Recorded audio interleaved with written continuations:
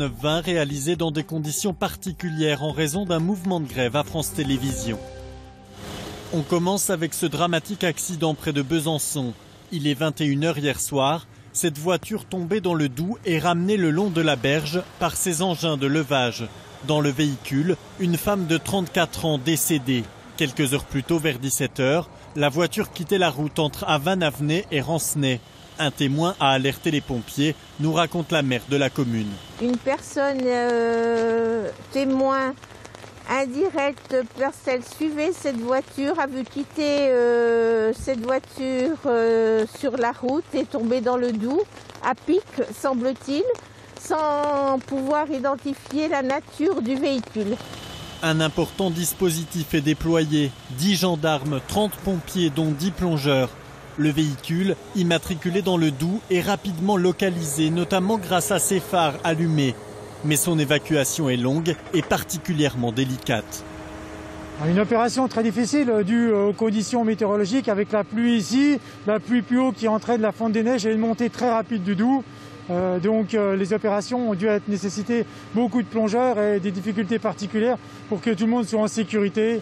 Près de 4 heures plus tard, le véhicule est donc extrait de l'eau. La circulation a été coupée dans les deux sens le temps de l'intervention. Située à 5 mètres seulement du Doubs, cette route est connue pour sa dangerosité. Bruno est désormais sur pied, mais les douloureux souvenirs de son après-midi au Ballon d'Alsace sont toujours là. Donc voilà un petit peu les reliefs et puis cette belle journée. Le 10 janvier dernier, il s'élance en luge du haut d'une piste rouge, comme beaucoup d'autres. Lui a moins de chance, son embarcation heurte un creux, il est alors éjecté. Une forte douleur au niveau de la poitrine, et donc sur le moment je me suis dit voilà, j'ai une côte qui est touchée. Et donc les radios ont démontré qu'il y avait ce qu'ils appellent un pneumothorax, donc un décrochement du poumon, ce qui donne une cavité d'air à l'intérieur, ce qui n'est pas normal, et ce qui nécessite des opérations de drainage. Il subira 2 opérations et restera 11 jours à l'hôpital. Il y a eu le jour de mon accident, une personne qui a été emmenée avec les sauveteurs car elle s'était fait heurter par une autre luge. Lorsqu'on a des moments des belles journées comme ce jour-là, effectivement, il y avait beaucoup de monde. Bruno était avec son fils ce jour-là. Aujourd'hui, ils ont remisé le bob dans le jardin. Elle a explosé dans le choc.